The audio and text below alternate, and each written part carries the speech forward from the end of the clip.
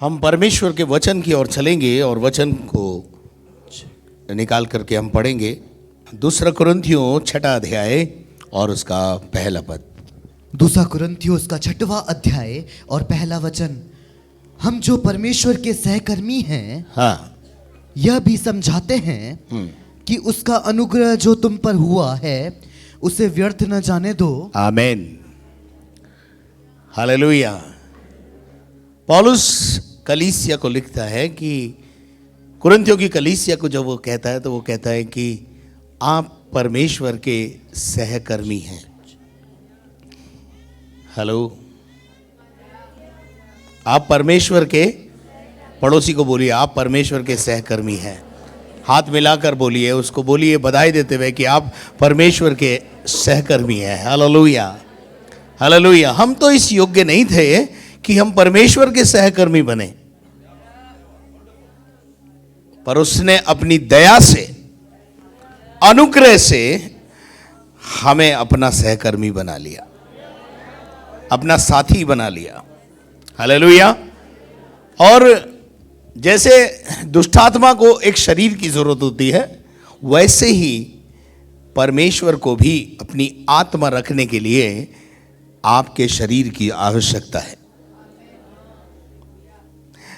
जैसा हम सब जानते हैं कि हमारा जो देह है, हमारा जो शरीर है, वो परमेश्वर का मंदिर है और उसके अंदर उसका आत्मा हमारे अंदर वास करता है और उसने हमें सहकर्मी बना लिया। प्रभु यीशु मसीह जब अपने देह के दिनों में थे तो यीशु मसीह ने अपने चेलों के पांव धोए और पांव धोते धोते जब वो पतरस के पास पहुंचे तो पतरस ने कहा, मैं अपने पांव आपसे नहीं धुलवा सकता क्योंकि आप मेरे गुरु हैं और आप मुझसे बड़े हैं और मैं ऐसा नहीं कर सकता। परंतु यीशु मसीह ने वहां एक बहुत बेहतरीन बात कही कि यदि मैं तेरे पांव ना धोऊं तो तेरी और मेरी कोई पार्टनरशिप नहीं। परमेश्वर का पुत्र प्रभु यीशु मसीह आपको अपना पार्टनर बनाना चाहता है। हालेलुया।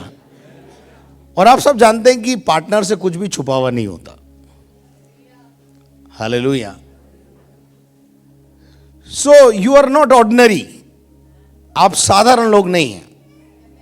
मैं आपको एक बात बताना चाहता हूं कि अगर हम सब एक हो जाएं, हम सब एक हो जाएं तो परमेश्वर को उतरने पर मजबूर कर सकते हैं।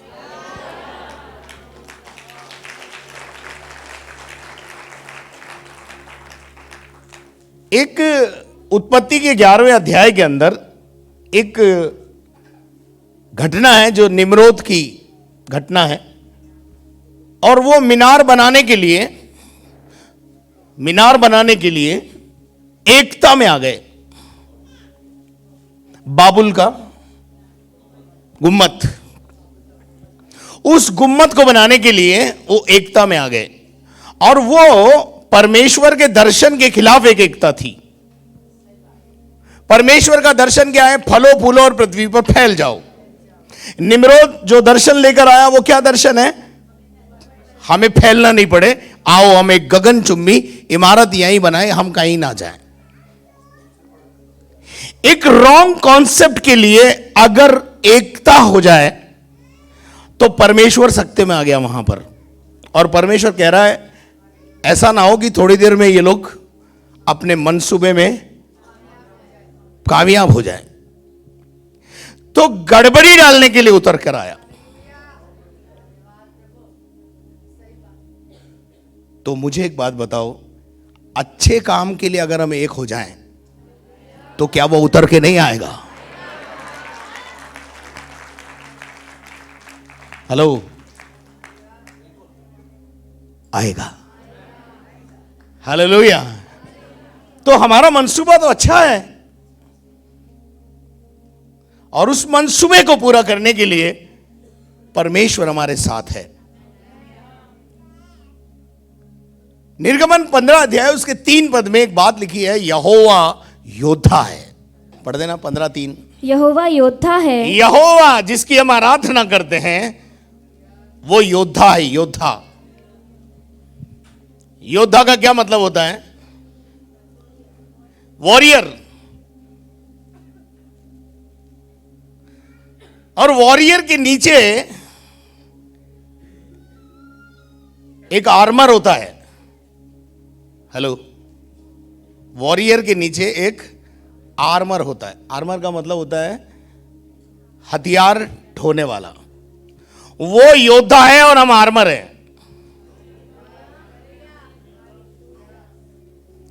हेलो, हमें युद्ध के मैदान में उसके साथ जाना है और हमारी जो पोस्ट है वो ये है कि तुम हथियार उठाकर चलो।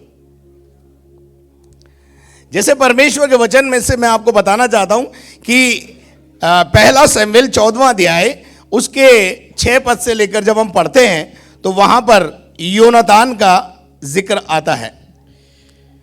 और यहां पर 2 व्यक्ति हैं। योनातान इज अ वॉरियर और उसके नीचे एक आर्मर है। आर्मर का मतलब होता है हथियार को ढोने वाला, उसका साथ देने वाला, उसका सहकर्मी।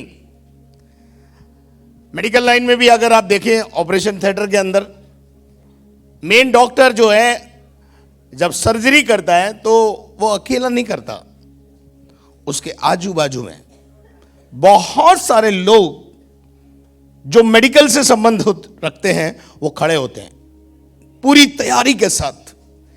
और उनको पता है अगर हमको खड़ा कर दे तो शायद हम बोलेंगे कि भैया जब उसको चाकू की जरूरत होगी तो हम उसे जो है सुई पकड़ाएंगे और सुई की जब जरूरत होगी तो हम उसे कैंची पकड़ा देंगे। लेकिन मेडिकल स्टाफ को पता होता है कि अब डॉक्टर को हाथ में क्या चीज देनी है। उसको पता होता है कि नाउ नेक्स्ट स्टेप डॉक्टर का क्या होगा और डॉक्टर को किस चीज की, किस वेपन की जरूरत है, किस हथियार की जरूरत है। ऐसे ही मैं और आप हैं। हालेलुया। योनातान ने अपने हथियार ढोने वाले जवान से कहा, योनातान ने अपने जवान से जो हथियार को लेकर चलने वाला था उससे कहा, और उससे क्या कहा जरा पढ़िए। तब योनातान ने अपने हथियार ढोने वाले जवान से कहा, हाँ, आओ हम उन खतना रहित लोगों की चौकी के पास हम जाएं। उन लोगों के पास जाएंगे जो हमसे लड़ाई करते हैं और क्या जाने परमेश्वर यहोवा हमारी सहायता करे। हाँ, क्योंकि परमेश्वर यहोवा के लिए हाँ, कोई रुकावट नहीं, हाँ, कि चाहे तो बहुत लोगों के द्वारा, हाँ, चाहे थोड़े लोगों के द्वारा हाँ, छुटकारा दे। अब देखिए यहां पर इसने अपना टास्क बता दिया। योनातान ने आर्मर को अपना एक टास्क बता दिया, एक काम बता दिया, एक बात बता दी कि अब हम लड़ाई के मैदान में जा रहे हैं। अब मैं यहां पर आपको योनातान के बारे में बताने के लिए नहीं खड़ा हुआ हूं, लेकिन योनातान का जो हथियार ढोने वाला है, आर्मर है, जैसे मैं और आप हैं, उसके बारे में, उसके अंदर क्या क्वालिटी है वो आपके साथ रखना चाहता हूं। आप तैयार हैं सुनने के लिए? तो वहां क्या लिखा है बेटा, पढ़ो। उसके हथियार ढोने वाले ने उसके हथियार ढोने वाले का आर्मर का आंसर, उसका उत्तर सुनिए आप। और वही मेरा और आपका भी हाल होना चाहिए। और उस आर्मर ने क्या कहा? उससे कहा जो कुछ तेरा मन में जो तेरा मन करे वही कर। मैं तो तेरे साथ जुड़ा हुआ हूं। किसी भी युद्ध के मैं विजय पाने की स्ट्रेटेजी बता रहा हूं।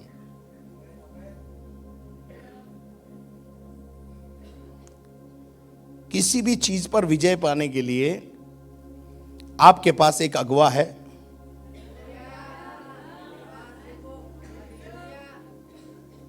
क्योंकि हमारा दिमाग काम नहीं करता ना, तो इसलिए खुदा ने हमको चरवाहे और अगुवे और भविष्यद्वक्ता नबी दिए है।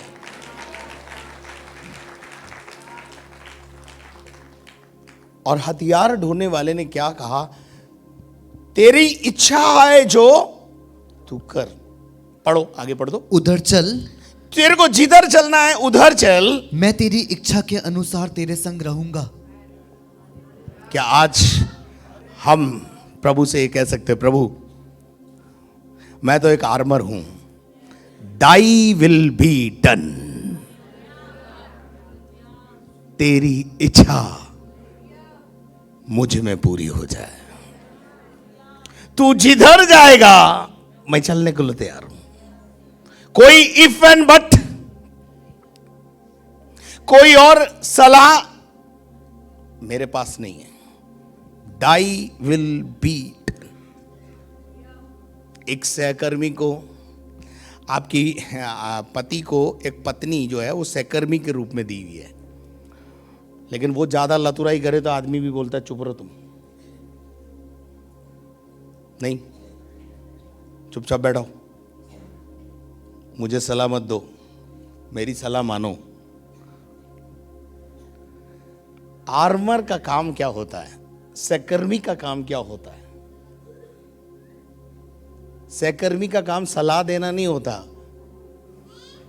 सहकर्मी का काम होता है उसके साथ मिलकर जो काम कर रहा है उस काम में मदद करना, अपना दिमाग नहीं लगाना वहां। लेकिन यहां हम देखते हैं कि हथियार ढोने वाले का जो अपने अगुवे में विश्वास, योनातान के अंदर विश्वास, तुझे जो करना है तू कर, मैं तो तेरे साथ जुड़ा हुआ हूं, इससे एकता उत्पन्न होगी, ध्यान रखना। और जब एकता आएगी ना, किसी अच्छे काम के लिए अगर हम सब एक हो जाएं, जैसे लोग बुरे काम करने के लिए एक हो जाते हैं, हम अच्छे कामों के लिए एक हो जाएं।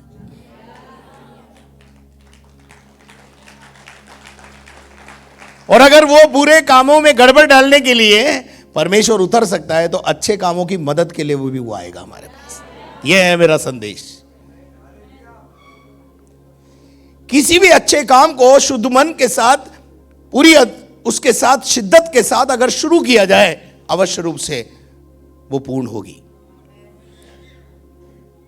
परमेश्वर के वचन में से एक जगह मैं आपको बताना चाहता हूं, एक बात पहले आपको मैं पढ़ाना चाहता हूं कि हम एक लड़ाई के मैदान में हैं और हमारी लड़ाई किसी व्यक्ति से नहीं है। हमारी लड़ाई किसी व्यक्ति से नहीं है। हमारी जो लड़ाई है वो शैतान से। इफिसियों की पत्री 6 अध्याय और उसके 11 पद को पढ़ो।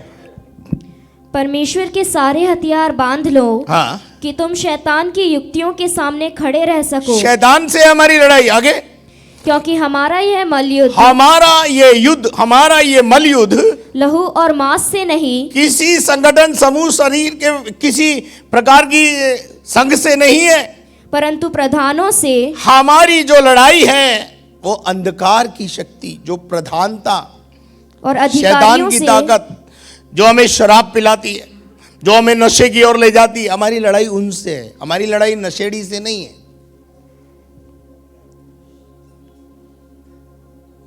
हमारी लड़ाई शराबी से नहीं है।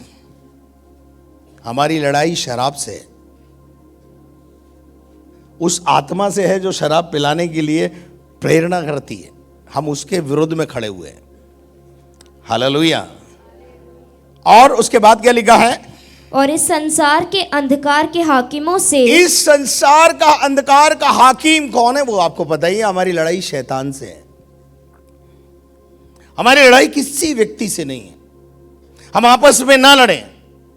मैं अक्सर बोलता हूं, फिर बोल रहा हूं, हम आपस में लड़ना बंद करके उससे लड़ें जो हमें लड़ाने की कोशिश करता है। और वो लड़ाने वाला कौन है? शैतान है। प्रभु थोड़ी चाहता कि आप लड़ो। अच्छा, आगे पढ़ दीजिए, 13 तक जाइए। और उस दुष्टता की आत्मिक सेनाओं से है। वो दुष्टता की आत्मिक सेना, एक सेना है जिससे हमारी लड़ाई है, जो आकाश में है। यहोवा योद्धा है जिसका नाम सेनाओं का यहोवा है, और हम उसके सहकर्मी हैं। हम उसके सहकर्मी बन गए अनुग्रह से। और उसके बाद, इसलिए परमेश्वर के सारे हथियार बांध लो। इसलिए परमेश्वर के सारे हथियार। अब यहां जो शब्द आया है हथियार, हमारे पास कौन से हथियार हैं जिन्हें हमें लेकर चलना है? हमारी लड़ाई शैतान से है, सेना से है, अंधकार की शक्तियों से है। हमारी लड़ाई किसी व्यक्ति से नहीं है, लहू और मांस से नहीं है। हमारी लड़ाई के हथियार शारीरिक नहीं है, और हमारी लड़ाई के हथियार भी आत्मिक हैं। और परमेश्वर के वचन के अंदर जा हम देखते हैं दूसरा कुरिन्थियों 10वां अध्याय और उसके कुछ पदों को अपन पढ़ेंगे। दूसरा कुरिन्थियों 10वां अध्याय और उसके एक पद से पढ़ दें जरा। मैं वही पौलुस हाँ जो तुम्हारे सामने दीन हूँ, हाँ परंतु पीठ पीछे तुम्हारी और साहस करता हूँ, तुमको मसीह की नम्रता और कोमलता के कारण समझाता हूँ। हाँ आगे। मैं ये विनती करता हूँ मैं तुमसे ये विनती करता हूं कि तुम्हारे सामने मुझे निर्भय होकर हाँ साहस करना न पड़े, आगे। जैसा मैं कुछ लोगों पर जो हमको शरीर के अनुसार चलने वाले समझते हैं। लोग हमें शरीर में अनुसार चलने वाले समझते हैं परंतु हम हैं नहीं। आगे साहस दिखाने का विचार करता हूँ। आगे आगे। क्योंकि यद्यपि हम शरीर में चलते फिरते हैं, हम अभी भी शरीर में चलते फिरते दिखते हैं। तो अभी शरीर लोगों के- को कैसे दिखते हैं हम? अभी हम लोगों को कैसे दिखते हैं? शरीर में। तो भी शरीर के अनुसार नहीं लड़ते। जैसे लोग लड़ते हैं वैसे हम। आगे आगे आगे। क्योंकि हमारी लड़ाई की हथियार हमारी जो लड़ाई है और लड़ाई के जो हथियार हैं, हम परमेश्वर के सहकर्मी हैं और हमारी लड़ाई के जो हथियार है वो लठ, तलवार या तीर या और ये वेपन्स हमारे नहीं है। ये वेपन्स संसार के हैं, संसारिक लोगों के लिए हैं। हमारे पास अगर लड़ाई है, हमारी लड़ाई भी आत्मिक है, अंधकार की शक्ति से है, तो हमारी लड़ाई के हथियार भी आत्मिक हैं। आगे बोलता है वो पढ़िए। पर गढ़ों को ढा देने के लिए, पर जो गढ़ सामने है, हमारे सामने है गढ़। गढ़ बोला उसने। गढ़ का मतलब होता है स्ट्रॉन्ग होल्ड। कितना भी स्ट्रॉन्ग होल्ड मेरे और आपके सामने, कलीसिया के सामने खड़ा हो, वो हम पे प्रबल नहीं होगा, क्योंकि हमारे पास परमाणु बम से भी ज्यादा भारी बम है। तो हमारा जो हथियार है ना, उनके उस बम से भी ज्यादा शक्तिशाली है। लेकिन प्रॉब्लम क्या है? हमने उस हथियार को हल्का समझ रखा है, सबसे बाद में उसका उपयोग करते हैं। हाँ जी, अब तो बस प्रार्थना ही करो, जबकि पता है कि प्रार्थना में शक्ति है। प्रार्थना बड़े बड़े गढ़ों को ढा देती है। यीशु मसीह ने यूं ही नहीं बोला कि तुम इस पहाड़ को बोलोगे समुद्र में जाके गिर जा तो गिर जाएगा। हम उसके सहकर्मी हैं, हमारी बात को नीचे गिरने नहीं देगा वो। हालेलुया। तो प्रभु का वचन हमें बताता है कि हम एक लड़ाई में हैं, और उसके बाद कहता है कि यहां हमारी लड़ाई के जो हथियार है वो शारीरिक नहीं है। लिखा हुआ है कि हमारी जो लड़ाई के हथियार हैं वो शारीरिक नहीं है।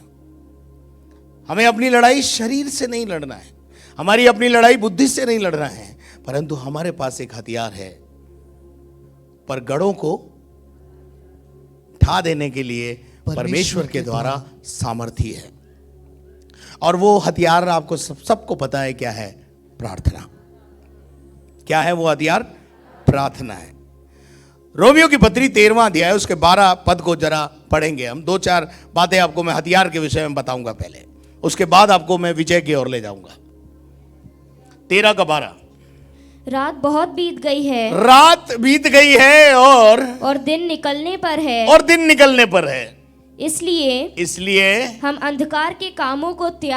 अंधकार के कामों को त्याग कर ज्योति के हथियार बांध लें। ज्योति के हथियारों को बांध लें। ज्योति कौन है? यीशु मसीह। उसने कुछ हथियार हमें दिए, उसी ने हमसे कहा तुम प्रार्थना करो। जब मुसीबत आए, संकट आए, परेशानी सामने खड़ी हो, गोलियात का सामने खड़ा हो, तो हमारे पास एक ही हथियार है, गोलियात के सामने इज़राइल की बड़ी सेना भी टिक नहीं पाई, खड़ी खड़ी कांप रही है। उस गोलियात के सामने एक छोटा लड़का जो अभिषेक से भरा हुआ था। आपको पता है, उसको, उस घटना को आप अगर पढ़ेंगे आपको मालूम पड़ेगा कि राजा से जब ये अप्रोच हो गई कि ये छोटा लड़का गिरा सकता है, इस गोलियात को गिरा सकता है, तो राजा ने बुलाया उसको और उसको बोला ये टोप पहनो, ये जिलम पहनो और ये जो भी है ये सब डालो। अब डाल लिया उसने, और बाइबल बताती है वो उससे तो चला ही नहीं गया। उसने धीरे धीरे ये सारे वेपन, ये जो सब सामान थे सब उतार के राजा को दिए, बोले ये तेरे पास रख, मेरे पास मेरा हथियार है, मेरे पास मेरा एक हथियार है, मैं उस हथियार से जाऊंगा। और मैं अभी आगे आपको लेके जाऊंगा तो मैं आपको बताऊंगा। तो अंधकार के कामों को त्याग कर ज्योति के हथियार यानी प्रभु के दिए हुए हथियारों को विश्वासी अपने अंदर धारण कर ले। किसी भी विषय को पर विजय पाने के लिए आपको क्या करना है वो मैं आज को बताऊंगा। हालेलुया। कोई विषय आपका कोई भी हो, लेकिन फॉर्मूला एक ही है। उसके बाद इफिसियों के 6 अध्याय 11 पद में भी हमने यही पढ़ा। अब एक और बात पढ़ेंगे, पहला थिस्सलुनीके 5 अध्याय उसका 8 पद। पर हम जो दिन के हैं, हम जो दिन के हैं, हम जो कौन है? हम उजाले की संतान है, हम अंधियार के नहीं है। हम किसकी संतान है? हम ज्योति की संतान है, हम उजाले की संतान है, हम दिन के हैं। और उसके बाद लिखा है विश्वास और प्रेम की झिलम पहनकर। काय की झिलम पहननी है? विश्वास और प्रेम की झिलम पहन लो। Praise the Lord. विश्वास और प्रेम की झिलम पहनकर, और उद्धार की आशा का टोप, और उद्धार की आशा का टोप पहनकर सावधान रहे। जब दाऊद को शाऊल राजा ने अपने सारे वस्त्र पहना दिए, उसने क्या कहा? ये तेरे हथियार और तेरे जो तौर तरीके हैं, तेरे जो ये सब तेरे पास रख, मेरे पास कुछ है। और वो क्या था? पढ़ो, पहला शमूएल 17 अध्याय उसका 45 पद। किसी भी बड़ी समस्या से निपटने के लिए आपके पास कुछ दिया हुआ है। दाऊद ने पलिश्ती से कहा, दाऊद ने उस पलिश्ती से कहा जो इजराइलियों को ललकार रहा था, तू तो तलवार और भाला और तुम्हारे पास तो तलवार है, तेरे पास तो क्या है? तेरे पास तो ताकत है। काई की? तलवार की। और भाला, और तेरे पास भाले हैं, तुम्हारे पास यही है, तुम्हारे पास यही है। लेकिन हमारे पास कुछ और है, और वो हमारे पास जो है वो गढ़ों को ढा देते हैं। उनके भाले और उनकी तलवारें हम पर प्रबल नहीं होगी। उसके बाद क्या लिखा है? और सांग लिए हुए मेरे पास आता है, लेकिन परंतु मैं सेनाओं के यहोवा के नाम से, मेरे पास एक नाम है, वो नाम है यीशु नाम, परमेश्वर। हालेलुया, मेरे साथ है। तेरे पास तलवार है, तुम्हारे पास ताकत है, लेकिन हमारी ताकत भी, तुम कम मत आंकना, हमारी ताकत भी कम नहीं है। हम बड़े बड़े गोलियादों को गिराने वाले हैं। भविष्यवाणी है ये। दाऊद कहता है तू तो भाले और सांग लेके आता है, परंतु मैं एक नाम से आता हूं, नाम से, और वो है सेनाओं का यहोवा। मैं उसका एक सहकर्मी हूं, छोटा सा प्यादा हूं मैं उसका। दाऊद कौन था? परमेश्वर का एक छोटा सा प्यादा, एक छोटा सा प्यादा एक बड़े पलिश्ती को एक ही पत्थर में चकनाचूर कर देता है। आपको तो पता ही है। और उसने वहां पे लिखा हुआ है, तू तो भाले और सांग लेकर आता, मैं सेनाओं के यहोवा के नाम से तेरे पास आता हूं, और जो इजरायली सेना का परमेश्वर है, हाँ, और तूने उसको, और उसी को तूने ललकारा है। अरे तुमने गलत चीज को ललकार दिया रे। जिस परमेश्वर की हम आराधना करते हैं वो गढ़ों को ठा देने वाला परमेश्वर है। मैं उत्साहित कर रहा हूं आपको, डरो मत, चुपचाप खड़े रह करके काम देखो या हुआ के। पिछली बार भी मैंने आपको यही बोला था, और इस बार भी मैं आपको उत्साहित करने के लिए आया हूं। मैं आपको निरुत्साहित करने के लिए नहीं आया हूं। बने रहो, डटे रहो। आपके पास एक हथियार है, हलक जगा दो। हालेलुया। तूने अब तक खतना रहितों को ललकारा है, लेकिन तूने अब हमें, जो खतना किए हुए लोग हैं यानी खुदा के लोग हैं, उनको ललकार दिया है। हालेलुया। उसके बाद लिखा हुआ है, आज के दिन यहोवा परमेश्वर, आज के दिन यहोवा परमेश्वर तुझको मेरे हाथ में मेरे हाथ में करेगा, हमारे हाथ में करेगा। हालेलुया। और आप सबको पता है कि उसने कैसे उस पर विजय पाई। 5 पत्थर लिए और गया और सीधा एक गोफन, वही अपनी पुरानी गोफन में भरा और घुमाया और बोला सेनाओं के यहोवा के नाम से जाए, और सीधा कहाँ गया? निशाने पे गया। और जैसे ही निशाने पे गया तो बूम, धराशायी हो गया। और फिर वो भागा और उसी की तलवार से उसकी गर्दन काट के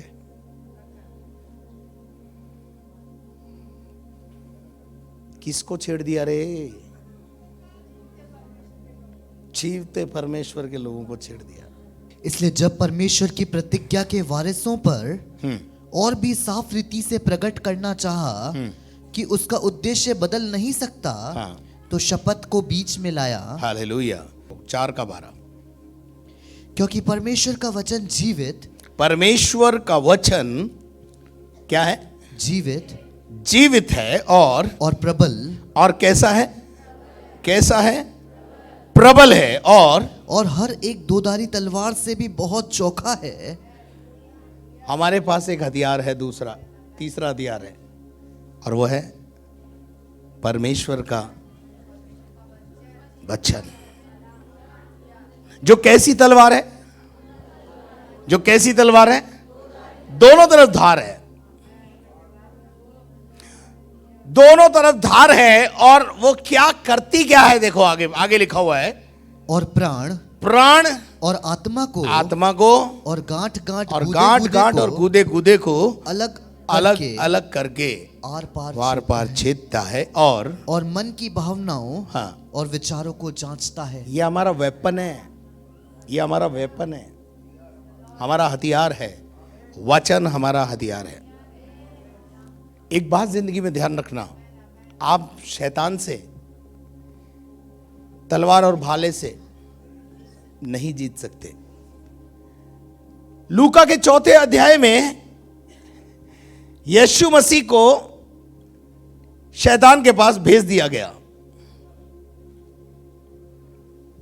शैतान आया वहां पर, और लूका के 4 अध्याय में अगर जब आप पढ़ेंगे तो वहां पर शैतान और यीशु मसीह का आमना सामना हो रहा है, और बातें, शैतान कैसे प्रहार कर रहा है? वचन से। और यीशु मसीह वो कहता है लिखा है। कौन? शैतान बड़ी खूबसूरती से आता है, वो कहता है लिखा है, तो यीशु मसीह कहता है ये भी लिखा है। हेलो। जब शैतान ने सोचा कि यार इसको तो सब कुछ पता है, अंत में वहां लिखा है शैतान उसके पास से चला गया। तो कौन से हथियार से गया? वचन से गया भाई। वचन एक हथियार है आपके पास, और उस वचन में ताकत है शैतान को भगाने की। इसलिए आप उस वचन को कंठस्थ करो, खूब बाइबल पढ़ो, वचन में ताकत है। आप मेरी बात सुनिए, ये वचन है जो आप सुनते हैं, सुनने के बाद ये वचन आपके हृदय को छेदता है, वार पार घुस जाता है अंदर, आपकी हड्डी हड्डी को और पत्थर जैसे हृदय को क्या कर देता है? तोड़ देता है। तो इसका मतलब क्या है? ये जीवित है भाई, है? ये जीवित है, ये प्रबल है। प्रबल का क्या मतलब है मालूम है? बिना काम करे लौटता ही नहीं है। बिना काम करे वचन कभी खाली नहीं जाता, वचन कैद नहीं किया जा सकता। पौलुस कहता है हम तो कैद हैं। पौलुस सिलास जब कैद में थे तो वो कहता है हम तो कैद में हैं, परंतु खुदा का वचन कैद नहीं होता। नो बॉडी कैन, कोई इसको रोक नहीं सकता। ये ऐसा वेपन है। सहकर्मी हो तो खुदा के इस वचन के हथियार को काम में लाना सीखो। हालेलुया। उसके बाद एक और बात मैं आपको बताना चाहता हूं, जो है आपको मिलेगी। मैं इसका एक उदाहरण आपके सामने पेश करना चाहता हूं। चलिए रेवलेशन 12 का 11 भी पढ़ दीजिए और मती का 4:4, दोनों आयतें पढ़ दीजिए। पहले मती 4:4 पढ़िए और उसके बाद रेवलेशन 12 का 11 पढ़ेंगे। यीशु ने उत्तर दिया, यीशु ने उसे उत्तर दिया, लिखा है मनुष्य केवल रोटी से नहीं जीता है, परंतु हर एक वचन से। हम जिंदा हैं तो काई से जिंदा है? वचन से जिंदा है। और उसके बाद क्या लिखा है? जो परमेश्वर के मुख से निकलता है। परमेश्वर के मुख से जब वचन निकलता है तो जिंदगी देता है, जिंदगी देता है, जीवन देता है, जीवन परिवर्तित करता है, परिस्थितियों को बदल देता है। वचन में ताकत है। पड़ोसी को बोलो वचन में ताकत है। वचन प्रबल है। वचन कभी खाली नहीं लौटता है। हालेलुया। इसलिए उसके बाद वाली आयत पढ़ो जो मैंने बोली है, रेवलेशन 12 का 11। अब दो ध्यान से सुनना। वे मेमने के लहू के कारण, मेमने का लहू, लहू में एक ताकत है। बोलो लहू में ताकत है। पड़ोसी को बोलो लहू में, यीशु के लहू में ताकत है। शैतान यीशु के लहू से डरता है। सामने बड़ा भूत आ जाए, बस एक ही बात बोलना है, यीशु के लहू के द्वारा भाग जा। यीशु के लहू में जय है, यीशु के लहू में कुदरत है, वो सामर्थी है। किसका लहू? मेमने का लहू। यहां लिखा है, प्रकाशित वाक्य लिख रहा है, मेमना किसको कहा गया है बाइबल में? मेमना किसको कहा गया है? यीशु मसीह को कहा गया है। उस मेमने के लहू में ताकत है। लहू भी हमारे लिए एक हथियार है। जहां मर्जी आए इस्तेमाल करो, विश्वास से घोषणा करो, यीशु के लहू को पुकारो, वो उत्तर देगा, वो बात करेगा, उसमें ताकत है। मेमने का लहू हमारा हथियार है। आपको समझ में आ रहा है तो जय बोलो हालेलुया। और उसके बाद क्या लिखा है? और अपनी गवाही के वचन के कारण। गवाही, आपकी गवाही एक हथियार है। क्या आपकी गवाही भी क्या है मालूम है? शैतान पर एक प्रहार का हथियार है। इसलिए अपनी गवाही को मेंटेन करके रखो। कब आपकी गवाही भारी पड़ेगी, कब आपकी गवाही अद्भुत काम कर जाएगी, ये आपको पता नहीं है। अपनी गवाही को बना के रखना बहुत जरूरी है। कई बार हम अपनी गवाहियों को बिगाड़ते रहते हैं, हम आपस में लड़कर अपनी गवाही बिगाड़ देते हैं, हम अपने फायदे के लिए अपनी गवाही बिगाड़ने के लिए तैयार हैं। लेकिन एक बात जिंदगी में ध्यान रखना, आपकी गवाही शैतान पर भारी पड़ती है।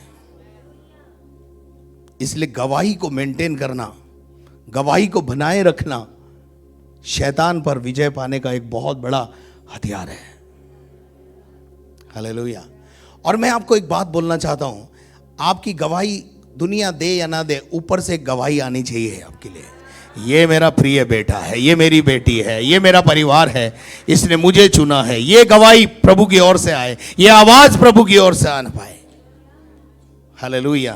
गवाही के वचन के कारण उस पर जयवंत हुए।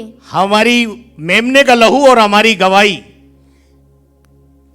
विजय को लाती है। उस पर, शैतान पर हम जयवंत होते हैं, गढ़ों को गिरा देते हैं। उसके बाद लिखा है और उन्होंने अपने प्राणों को भी प्रिय नहीं जाना, यहाँ तक कि मृत्यु भी सह ली। गर्दनें कटा दी पर विश्वास से नहीं मुकरे। गर्दनें कटा दी, पढ़ो आप बाइबल को। गर्दनें काट दी गई। लोगों को कहा गया कि बोलो, यीशु का इनकार करते हैं। उन्होंने कहा हम यीशु का इकरार करते हैं। गर्दनें कट गई, मरना मंजूर किया, परंतु गवाही को बना के रखा, क्योंकि उन्होंने एक बात पढ़ी थी, जो अंत तक धीरज धरेगा उद्धार उसी का होगा। हालेलुया। अब मैं तुरंत आपको एक जगह ले जाना चाहता हूं, और वो जगह है निर्गमन का 17 अध्याय, उसका 8 अध्याय से 16 पद तक। वहां एक लड़ाई के अंदर विजय कैसे मिली, वो मैं आपको बताना चाहता हूं। मूसा वहां पर लीडरशिप में है, और पढ़ेगा बेटा निर्गमन की पुस्तक उसका 17वां अध्याय हाँ। और 8वां वचन। हाँ। तब अमालेकी आकर रपीदीम में इसराइलियों से लड़ने लगे। अमालेकी एक बड़ी जाति है, और वो उस रास्ते में जिसमें वो सियोन जा रहे थे, कनान जा रहे थे, उस रास्ते में वो पड़ी, और अमालेकियों ने उनको जाने नहीं दिया, परंतु उनसे युद्ध किया। और जब अमालेकियों का युद्ध का सामना करने का समय आया, तो मूसा के पास कुछ मैसेज आया। मूसा ने अपने आर्मर को, यानी यहोशू को, टहलुए को, समझ में आ रहा है क्या नहीं, टहलुए को बात किया। चलो आगे क्या लिखा हुआ है, पढ़ो। तब मूसा ने यहोशू से कहा, हमारे लिए कई पुरुषों को चुनकर छांट ले। मूसा ने किससे कहा? यहोशू से कहा कि हमारे लिए कुछ लोगों को छांट ले, अलग कर ले, चुन ले, जो युद्ध में हमारे साथ जाएंगे, और बाहर जाकर अमालेकियों से लड़। एक आदेश, लीडर का एक आदेश। हेलो, लीडर का मतलब है एक अधिकारी, ऑथोरिटी। और उससे कहा कि तुम इस लड़ाई के अंदर तुम्हें जाना है, और जाकर क्या करना है, युद्ध को लड़ना है। किसको बोला? अपने सहकर्मी को, अपने टहलुए को, अपने चेले को। ऐसे ही खुदा बाप हमको बोलता है। उसके बाद लिखा हुआ है, और मैं कल परमेश्वर की लाठी, और मूसा कहता है मेरा रोल मैं करूंगा, तेरा रोल तुझे करना है। ऐसे ही मैं आपको बताना चाहता हूं, खुदा अपना काम करेगा, और मनुष्य को यानी विश्वासियों को अपना काम करना है। हम उसमें उसके सहकर्मी हैं। हमारी लड़ाई शैतान से है, और उसमें विजय पाने के लिए, जैसे यहां से मैं उठा रहा हूं आपको, लिखा हुआ है अमालेकियों से जाकर लड़, और कल मैं परमेश्वर की लाठी। परमेश्वर की लाठी का क्या मतलब है? उस अधिकार। परमेश्वर ने उस लाठी को जो दिया था ना, वो क्या था? अधिकार था। उस अधिकार को लेकर के मैं पहाड़ की चोटी पर जाकर क्या हो जाऊंगा? खड़ा हो जाऊंगा, ऊंचे पे चला जाऊंगा, और वहां से तुझे सामर्थ्य दूंगा। परमेश्वर अभी भी ऊंचे पे विराजमान है, और वहीं से वो हमें सामर्थ्य देता है। हालेलुया। गेत्समनी के बाग में जब प्रभु यीशु मसीह ने प्रार्थना की तो गेत्समनी के बाग में उसने कहा प्रभु ये प्याला हो सके तो टल जाए। सामर्थ कहां से मिल रही थी? स्वर्ग से। काय के लिए? प्याला पीने की सामर्थ। कई बार आपकी समस्या दूर नहीं होगी, ध्यान रखना। उस समस्या को पीने की ताकत स्वर्ग से प्रभु आपको देगा। उसके बाद लिखा हुआ है मूसा की इस आज्ञा के अनुसार, आज्ञा के अनुसार यहोशू पहली स्ट्रेटेजी अपने अगुओं की बात मानो।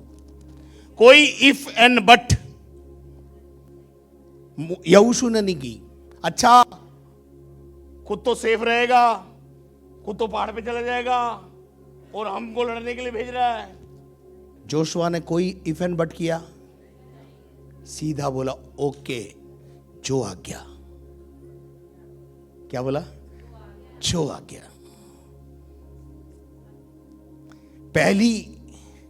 पहली जीत का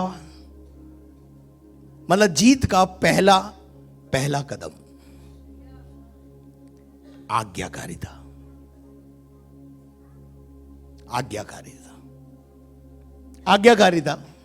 एक बात ध्यान रखना, बाइबल में लिखा है नबियों की मानोगे तो तुम सफल हो जाओगे। उसके बाद क्या लिखा है? दूसरा पॉइंट इसमें बताऊंगा। दूसरा पॉइंट इसी में से पॉइंट निकालूंगा मैं आपको। हाँ, यहोशू अमालेकियों से लड़ने लगा। हाँ, और मूसा हारून और हूर पहाड़ी की चोटी पर चढ़ गए। हारून और हूर कहां चढ़ गए? पहाड़ी की चोटी पर चढ़ गए। जब तक मूसा अपना हाथ उठाए रहता था, हाँ, तब तक तो इज़राइल प्रबल होता था। हाँ, परंतु जब जब वह उसे नीचा करता, तब तब अमालेक प्रबल होता था। ये जो आयत है ना, अधीनता को बता रही है। आज्ञाकारिता के बाद आता है अधीनता। ऑथोरिटी के नीचे अधीनता। विजय अगर आपको जीवन जीना है, विजयी अगर जीवन जीना है, तो सबसे पहला पद आज्ञाकारिता में है और नंबर 2 अधीनता। हायर ऑथोरिटी के नीचे जो ऑथोरिटी खुदा ने आपके ऊपर ठहराई है। पत्नी पति की अधीनता में रहे, बच्चे मां बाप की अधीनता में रहे और विश्वासी पास्टर की अधीनता में रहे। आप में से बहुत से लोग हारा हुआ जीवन क्यों जी रहे मालूम है? अधीनता नहीं है। पहला पद आज्ञाकारिता नहीं है, नंबर 2 अधीनता नहीं है। लेकिन जोशुआ क्यों विजय पा रहा है?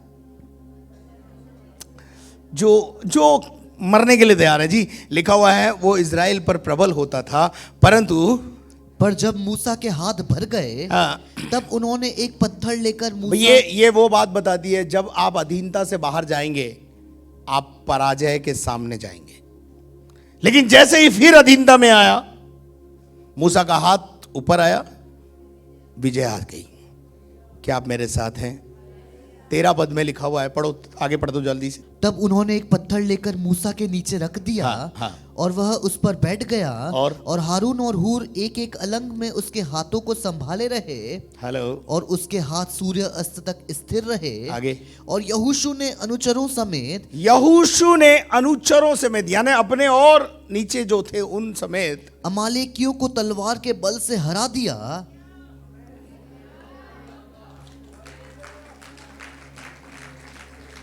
अमालेकियों को, दुश्मन को आप हराना अगर चाहते हो तो जोशुआ का करैक्टर अंदर ले आओ। आपकी हर परिस्थिति पर आपको विजय मिलेगी। 3 बातें इसमें मैंने आपको बताई। पहला है अधिकार प्राप्त करना, अधिकार, ऑथोरिटी के नीचे रहना, आज्ञाकारिता में रहना, और तीसरा है अधीनता में रहना। और जोशुआ ने ये तीनों चीजों को अपने जीवन में रखा, कोई इफ एंड बट नहीं किया। हम मसीह के सहकर्मी हैं और हमारे पास एक हथियार है, और उन हथियारों का हम क्या करें? इस्तेमाल करें। काहे के लिए? एक बड़ी विजय को देखने के लिए।